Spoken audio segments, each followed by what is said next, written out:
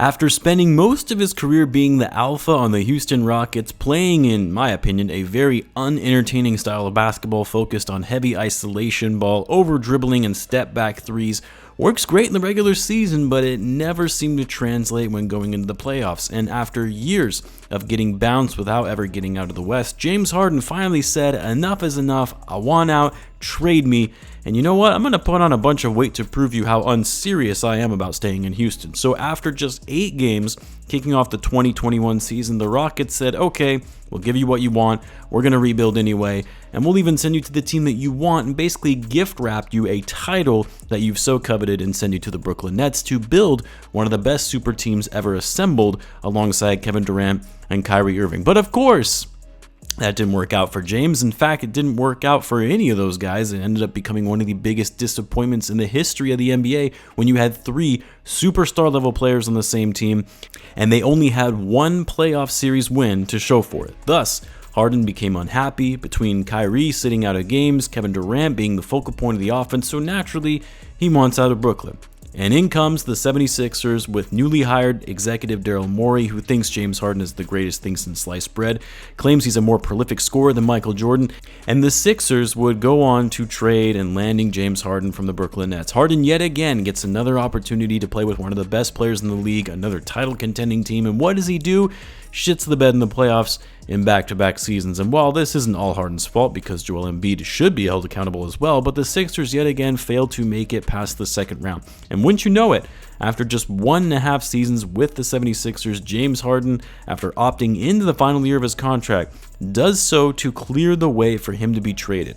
This is why I love the NBA. You can't make this stuff up and the drama of it all that comes with it. So let's talk about the recent news of Harden opting into his agreement and now looking to be traded, and what some of the options are for him and what it also means for the Sixers going forward. As always, if you're new to the channel, be sure to subscribe so you don't miss a video, and in return I'll be providing more NBA content like this all off season. Now, I think I should start by saying, which you probably could gather as much based on how I opened the video, but I'm not a James Harden fan. I really don't like his game at all, and so my dislike for Harden and any biases that come with that are probably going to come out in the assessment of the situation. So bear that in mind, but I'll also try my best to not let my biases get the best of me.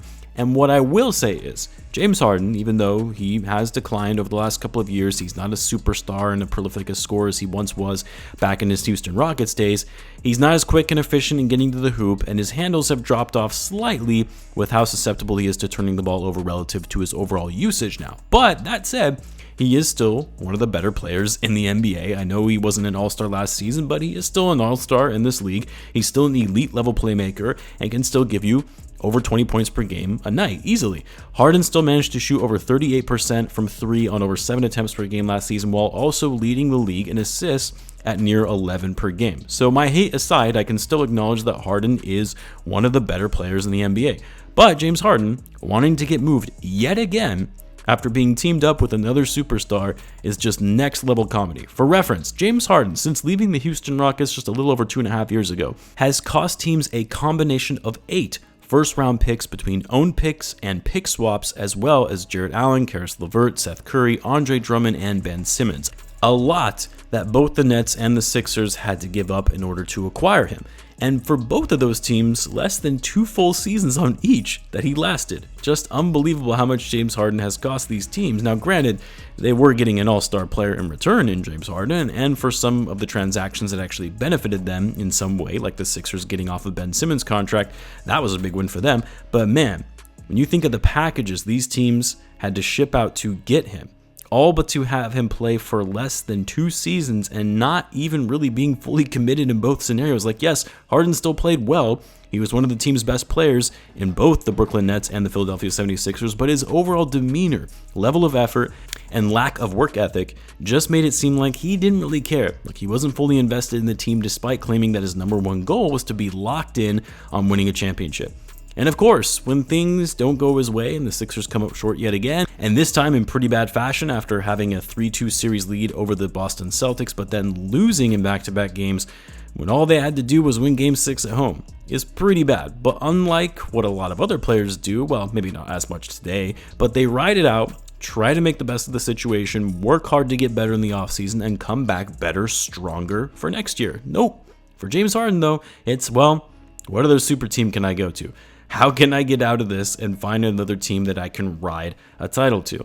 Now, I imagine what happened was James Harden was assessing the free agency landscape, probably thought he was going to be worth way more than his market value was. There were reports that Harden was looking for a contract in the range of $50 million per year, essentially a max deal, which I don't care what team it is or how much cap space they have, teams are not going to be willing to give a soon-to-be 34-year-old James Harden a max-level contract, not when he's starting to show signs of decline. So Harden probably took a look around, realized he wasn't going to be getting that kind of money that he was looking for, or a long-term deal that he was looking for, even for a team like the Houston Rockets, who have a ton of cap space, but doesn't make sense for them to actually add James Harden given the timeline of their rebuild. So he said, I'm going to pick up my player option, which is still pretty sizable of a contract, $36.5 million, push for a trade, and whatever team I go to, work on a contract extension before hitting free agency next offseason. Now, to be clear, the Sixers do not have to trade James Harden. He's under contract. The Sixers are still trying to win now and building a contender around Joel Embiid. They could very well just say, too bad, we're keeping you. But given Harden is going to be on an expiring contract, if they don't trade, he most certainly will leave as a free agent next offseason. You might as well get some value for him in return before letting him walk for nothing, and try and recoup some of the assets you gave away to get him. So what would a trade for James Harden look like? Well, the two teams who have been mentioned most in the media have been the Clippers and the New York Knicks. For me personally, I don't like the fit with the Knicks at all, not alongside Jalen Brunson, who is also a ball-dominant guard, but a more unselfish player that fits the overall flow of the Knicks offense. Also, Julius Randle and James Harden together, those two egos and their up and down levels of motivation could be a disaster. I do think the Knicks would have the most to offer in a trade, which actually would include Julius Randle to make the money work. But between some of the contracts they have on their books, with RJ Barrett, Randle, as well as the draft capital they have at their disposal, they could offer the most enticing package to the Sixers. And it's not like Harden can dictate the terms of the trade. The Sixers are going to send him wherever they can get the most value. But from a fit perspective, and where I think he'll ultimately end up, is on the LA Clippers. Harden forming another super team with the likes of Kawhi Leonard and Paul George, the Clippers making one last push to try to finally win a title after coming up short in the playoffs year after year. The Clippers need a point guard. Yeah, Westbrook was decent for them when they picked him up off the buyout market, but I don't think anyone would deny that Harden is a much better player than Russell Westbrook is at this stage in their careers. Harden, starting at point for them, would be a much better option. The question is whether the Clippers would have an enticing enough of a package to make the Sixers execute the trade, because they're not going to trade either Kawhi or PG. That would make the trade useless. The purpose of putting all of them together is to actually get all three guys for a championship run. For the Sixers, they're likely going to want draft picks and players they could work with to also help them win now. And that's what I think the Clippers struggle with in getting a deal done, because they don't have many trade assets to work with unless the Sixers are content in taking a few mediocre contracts like Marcus Smart and Norman Powell, maybe even Nick Batum.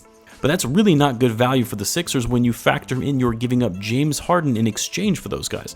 So I like the fit of Harden on the Clippers, but the Sixers are going to have to be okay with taking a bit of a loss in terms of what they would be able to get back compared to a team like the New York Knicks.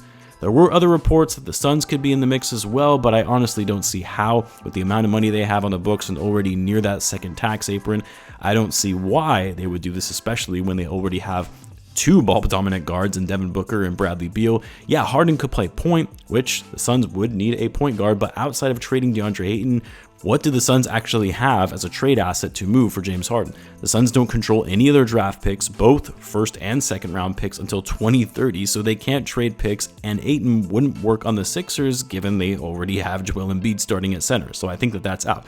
The other two long shot teams that could be in the mix for James Harden that I don't think people are talking about enough are the Miami Heat and maybe even the Portland Trail Blazers. I mean, if the Blazers really want to commit to building a contender around Damian Lillard, they have a shot right now at getting another AllStar in James Harden. I don't like the fit personally, but I could see the Blazers convincing themselves that it would work. They would have to add other pieces, of course, because Harden and Lillard alone on this roster isn't going to get them there, but it's a step in the right direction to building a contending team. And hey, the Blazers, they have trade chips to make the Sixers bite. And then the same thing goes for the Miami Heat. They have the assets, they need a point guard, they need more scoring. I could see it being a potential landing spot for Harden as well. But the options for James Harden aside, what does this mean for the 76ers? Because look, They have a very narrow window to try and remain competitive with Joel Embiid in his prime. He's not getting any younger. He's a top 5 player in the league, just won the MVP, but him and his team have never been able to make it even to the conference finals. For Embiid, if they lose Harden, there is also talk of them potentially trading Tobias Harris as well. If he doesn't see this team getting any better and not improving their chances at winning a title, he could very well get to the point where he asks out and demands a trade. Daryl Morey and how he handles this trade situation with James Harden and what he gets for Harden in return could determine the future direction of this franchise, whether they'll be able to contend, and also Joel Embiid's future with the team going forward.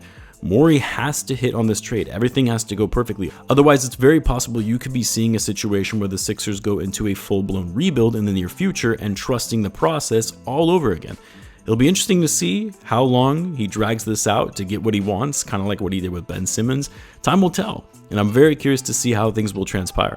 Let me know what you guys think though. As always, be sure to subscribe, and I'll see you in the next one.